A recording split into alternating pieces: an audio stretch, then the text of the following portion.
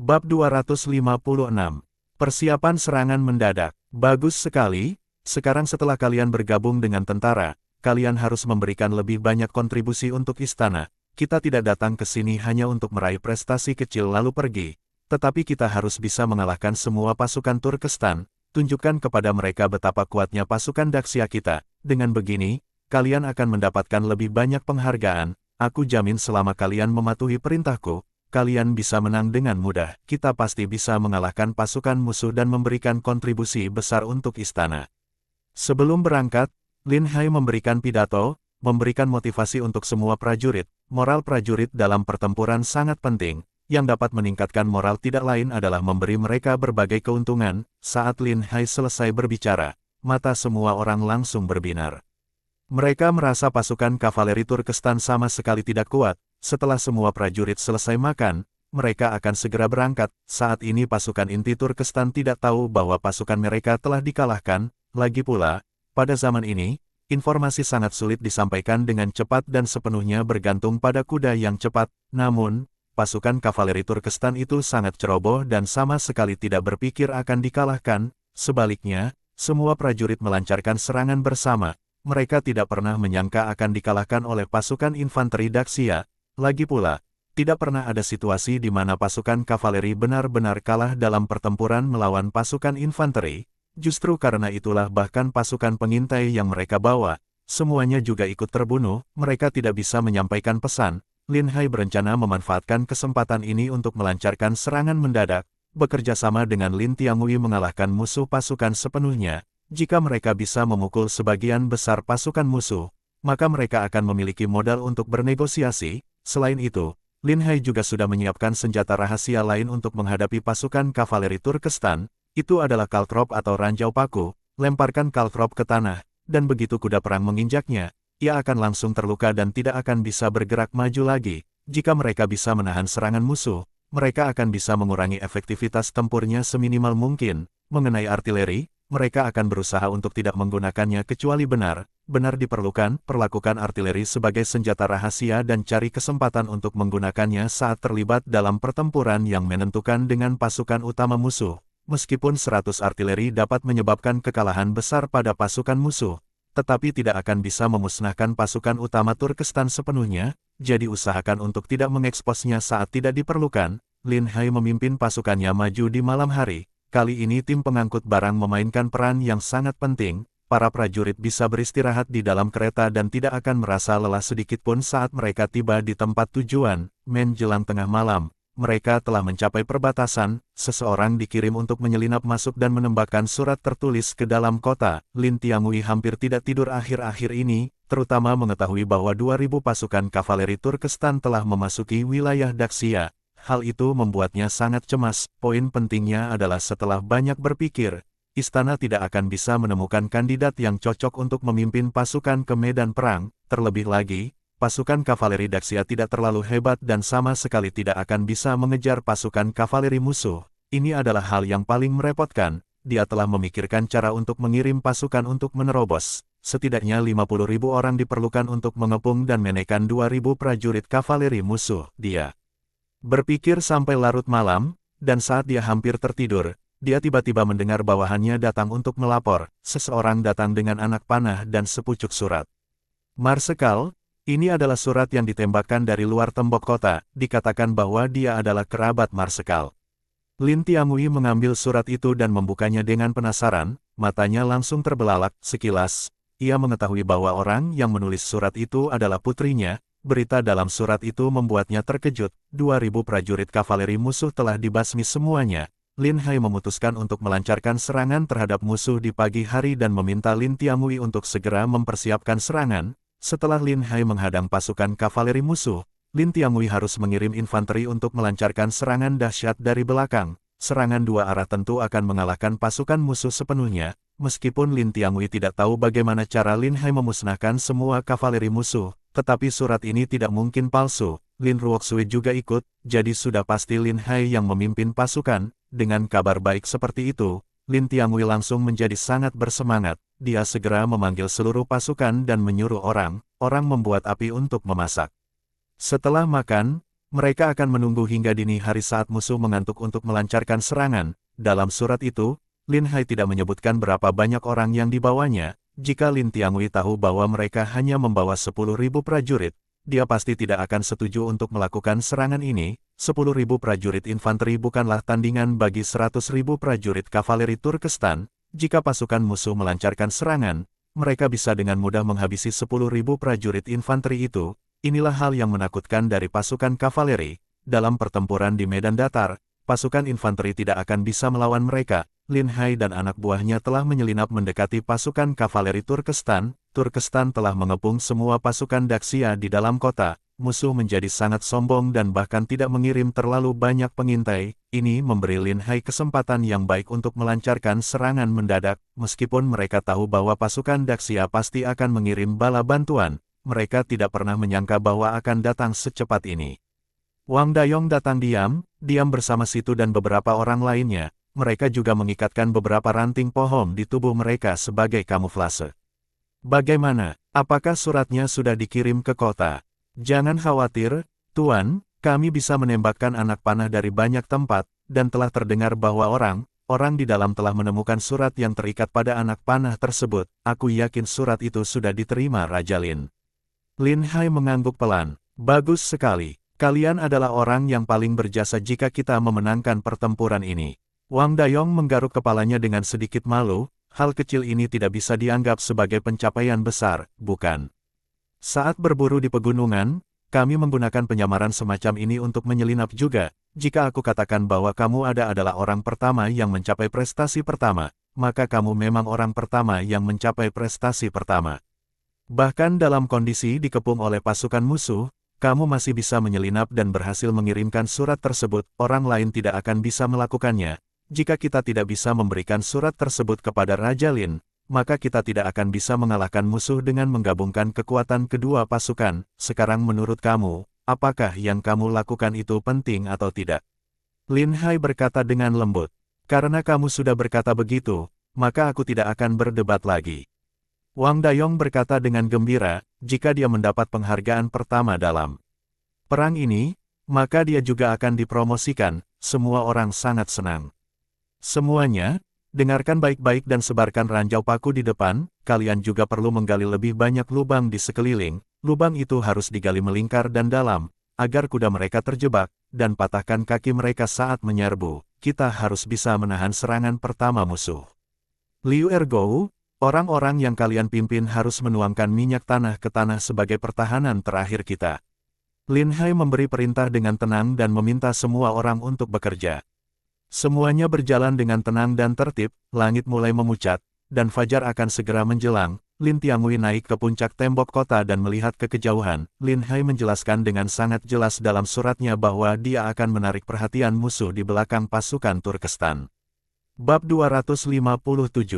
Inisiatif. Lin Tiangui sangat cemas saat ini, dan menyuruh semua pasukannya bersiap untuk menyerang. Namun, ia juga khawatir Lin Hai tidak akan mampu menahan serangan pasukan Turkestan. Ia tahu betul betapa mengerikannya serangan pasukan kavaleri Turkestan itu. Sekuat apapun infanteri itu, tulang mereka akan langsung patah jika dihantam oleh kuda perang. Tidak ada kekuatan yang bisa menahannya. Namun, keadaan gelap gulita dan sangat sunyi. Dia tidak dapat melihat apapun dengan jelas. Saat langit berangsur terang, perkemahan pasukan musuh Turkestan sudah terlihat. Tiba-tiba, teriakan terdengar di kejauhan. Genderang serangan ditabuh dengan keras. Semangat Lin Tiangui langsung bangkit, dan Lin Hai akhirnya mengambil tindakan.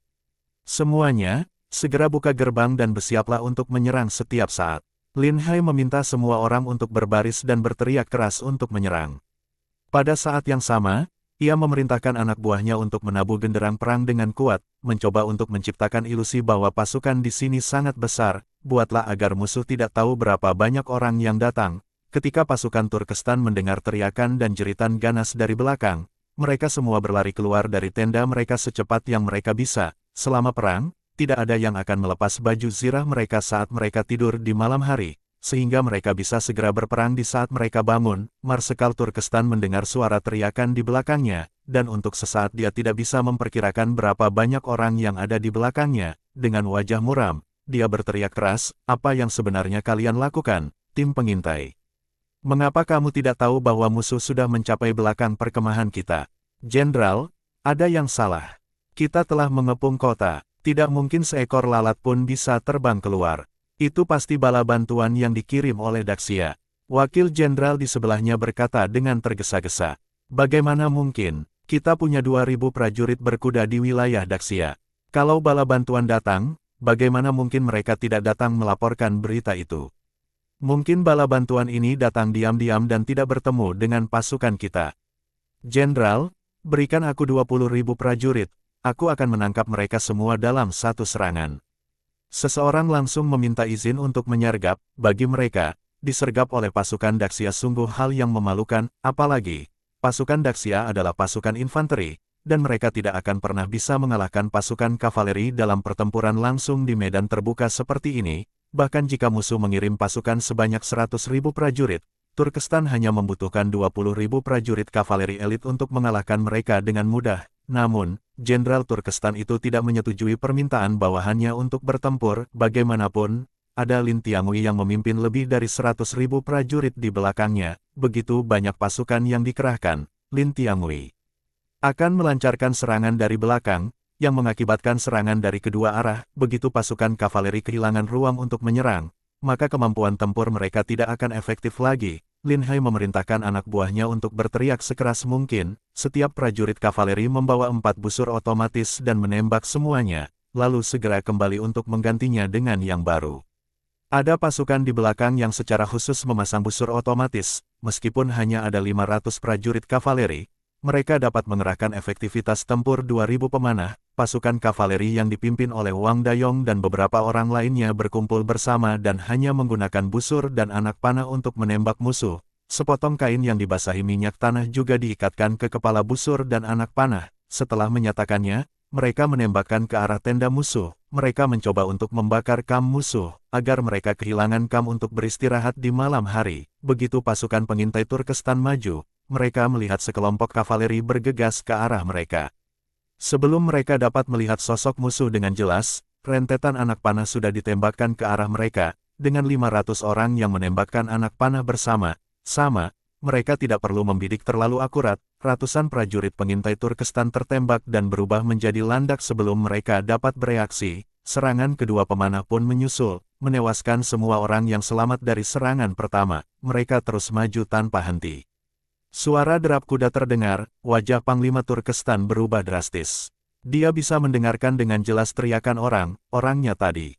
Jelas bahwa pihak lawan telah memanfaatkan situasi ini untuk menyerang mereka. Pada saat ini dia sangat menyesal. Dia segera memerintahkan anak buahnya, semua orang dengarkan dan bersiaplah untuk menghadapi pasukan musuh. Jika mereka berani muncul, kita akan melancarkan serangan balik. Sampai sekarang, dia masih percaya bahwa pihak musuh hanya mengganggu mereka dan mencoba mengalihkan perhatian mereka. Pasukan infanteri di pihak Lin Tiangui pasti akan melancarkan serangan terakhir, karena pasukan kavaleri Daxia tidaklah kuat, dan jumlahnya sangat sedikit. Jika itu adalah pertempuran langsung, dia sangat yakin bahwa dia bisa mengalahkan pasukan kavaleri Daxia sepenuhnya. Tak lama kemudian, pasukan kavaleri Daxia muncul, dan Panglima Turkestan itu langsung lega. Hanya dengan mendengarkan suara tapak kuda, dia sudah tahu bahwa hanya ada beberapa ratus prajurit kavaleri, menghadapi 100.000 prajurit kavaleri sekutu mereka. Mereka bukanlah apa-apa. Bidu Olong, kamu pimpin 2.000 prajurit elit untuk menghancurkan pasukan kavaleri Daxia ini. Jenderal di sebelahnya mengepalkan tinjunya dan setuju, aku akan melaksanakannya. Aku akan membunuh mereka semua. Setelah mengatakan itu, dia segera memimpin prajurit untuk melancarkan serangan balik. Wang Dayong menyaksikan pasukan kavaleri Turkestan bergegas mendekat dan kedua belah pihak sudah berada dalam jarak tembak. Dia berteriak dan memerintahkan untuk menembakkan anak panah. Semua orang mengambil busur otomatis mereka dan menembaknya.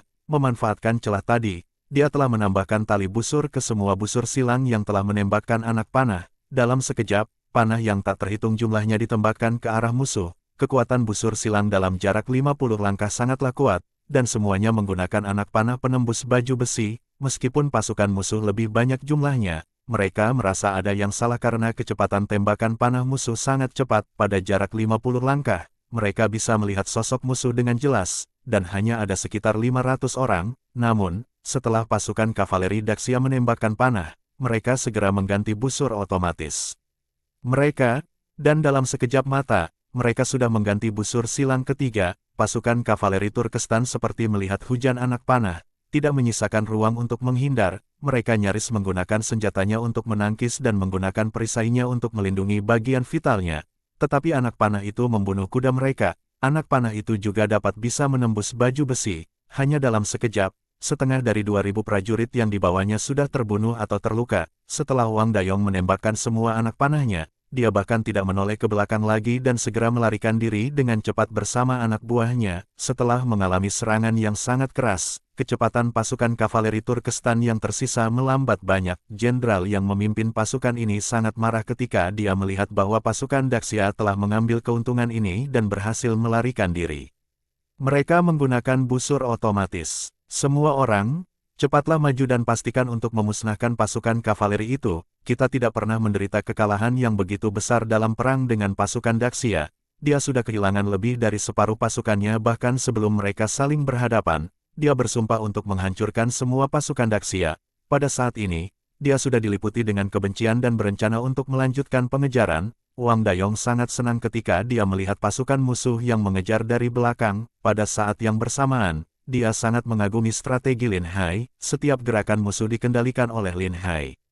Sangat mengasyikkan bertarung seperti ini. Mereka mengisi busur otomatis sambil melarikan diri. Tunggu musuh mendekat dan mereka akan menembakkan anak panah lagi. Bab 258.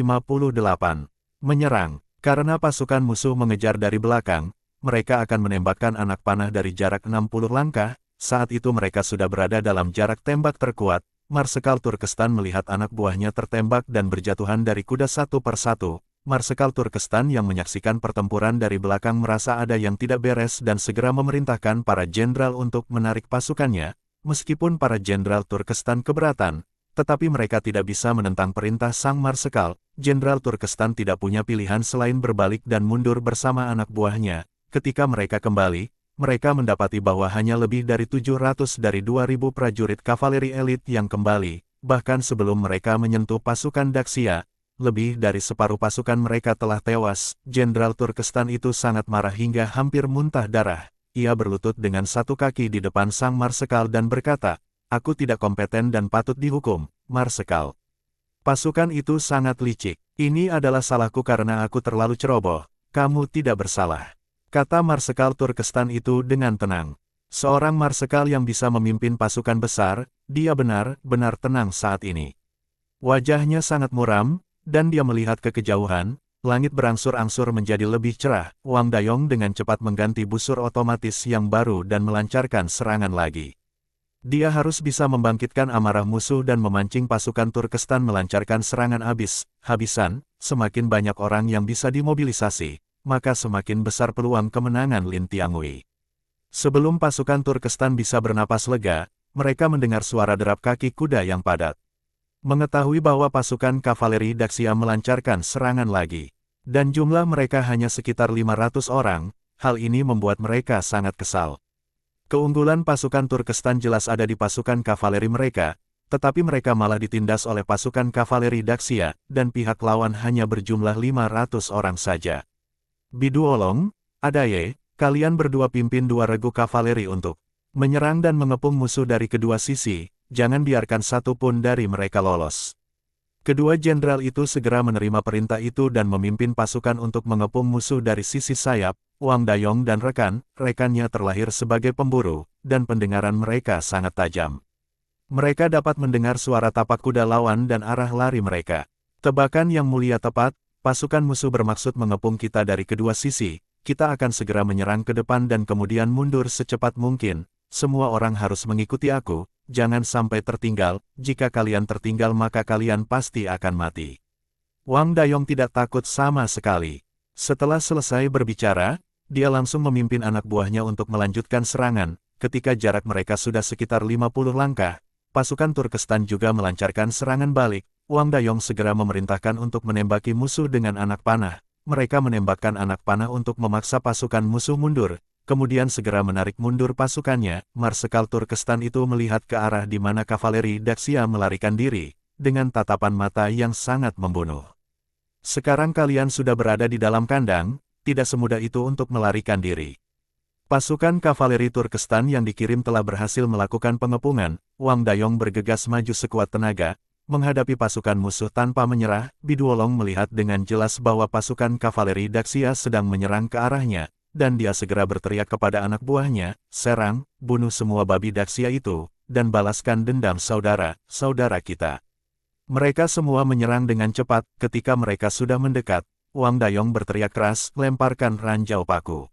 Dengan cepat dia mengubah arah dan melemparkan isi tas itu ke arah pasukan musuh. Semua pasukan Daxia berbalik arah. Pada saat yang bersamaan, mereka melemparkan ranjau paku di dalam tas mereka. Biduolong hendak mengejar pasukan kavaleri Daxia, tetapi tiba-tiba kuda perang mereka meraung kesakitan. Kuda itu kesakitan dan jatuh ke tanah. Saat ranjau paku ini dilemparkan, salah satu sisi tajamnya akan menghadap ke atas. Kuda-kuda itu akan kesakitan ketika mereka menginjaknya dan tidak akan bisa berlari lagi. Pasukan kavaleri Turkestan yang berada di lini depan merasa seperti kehilangan keseimbangan, dan semua kuda mereka tumbang. Para prajurit kavaleri di belakang tidak bisa menghindar dan menabrak kuda mereka sendiri. Dalam sekejap terjadi tabrakan hebat di barisan pasukan musuh. Wang Dayong dan anak buahnya tidak perlu menyerang karena semua pasukan musuh sudah dalam kekacauan. Wang Dayong langsung melarikan diri bersama anak buahnya. Kuda perang mereka sudah sangat kelelahan. Jika mereka tidak kembali sekarang, begitu mereka dikepung musuh, maka tidak akan ada kesempatan untuk melarikan diri lagi. Terlebih lagi, pasukan kavaleri Turkestan itu sangat kejam. Jika mereka terkepung oleh pasukan musuh, maka tidak akan ada peluang untuk menang sama sekali. Wang Dayong mencambuk kudanya dengan keras dan memimpin semua anak buahnya kembali ke perkemahan mereka. Pada saat ini, kuda-kuda perang Daxia sudah terengah-engah karena kelelahan. Jika mereka terus berlari, paru-paru mereka mungkin akan meledak. Wang Dayong kembali ke Lin Hai dengan terengah-engah dan berkata, "Aku telah menyelesaikan misiku dan sudah membawa semua orang kembali." "Bagus sekali, kalian istirahat dulu, musuh akan segera menyerang setelah mendapat serangan yang begitu besar, selanjutnya akan ditangani pasukan infanteri kita. Tetapi kalian juga harus segera beristirahat, karena kalian mungkin dibutuhkan untuk melancarkan serangan balik pada saat yang kritis." "Jangan khawatir, Tuan. Kita hanya perlu membiarkan kuda itu beristirahat sebentar dan kemudian kita bisa bertempur lagi." Wang Dayong berkata dengan serius. Meskipun kedua serangan itu berhasil, saat mereka mendekati pasukan kavaleri Turkestan, mereka bisa merasakan aura ganas yang datang dari arah mereka. Jika mereka tidak menggunakan panah otomatis untuk serangan jarak jauh, mereka pasti tidak akan mampu mengalahkan pasukan musuh itu dalam pertempuran langsung. Wang Dayong berburu sepanjang tahun dan sering menghadapi serangan dari binatang buas. Dia merasa pasukan kavaleri Turkestan itu hampir sama persis dengan binatang buas. Tidak heran pasukan Daxia selalu menderita kekalahan. Momentum seperti ini saja sudah cukup untuk menakut-nakuti semua orang di sini. Mereka merasa terintimidasi. Wang Dayong memberitahu Lin Hai informasi yang didapatnya. Lin Hai mengangguk pelan dan berkata, "Kamu benar sekali, pasukan Turkestan sangat kejam. Mereka sudah bertempur selama bertahun-tahun, prajurit Daxia kita tidak bisa menandingi musuh dalam hal kebugaran fisik." Wang Dayong tampak khawatir. Bagaimana mereka bisa memenangkan pertempuran ini jika Lin Hai pun berkata demikian? Terlebih lagi, jumlah pasukan mereka hanya 10.000 orang, sedangkan pasukan koalisi musuh berjumlah 100.000 orang. Begitu pasukan musuh menyerbu, mereka pasti akan kesulitan untuk melawan. Lin Hai tersenyum dan berkata, "Tetapi tidak peduli seberapa kuat pihak musuh, mereka hanya seperti binatang buas, dan otak mereka tidak cukup cerdas. Saat kita para pemburu pergi berburu dan bertemu dengan harimau dan serigala, kita tidak bisa mengalahkan mereka dengan tangan kosong. Kita adalah manusia. Kita dapat menggunakan otak kita dengan membuat banyak senjata dan peralatan, sehingga binatang buas itu akan mudah diburu. Situasinya sama persis sekarang. Kamu harus menggunakan otakmu untuk mengalahkan semua pasukan musuh ini." Wang Dayong melihat Lin Hai sangat percaya diri dan tidak khawatir dengan keganasan pasukan kavaleri Turkestan. Saat inilah, dia langsung merasa sangat percaya diri lagi. "Aku tahu kamu pasti akan ada cara untuk mengalahkan pasukan musuh."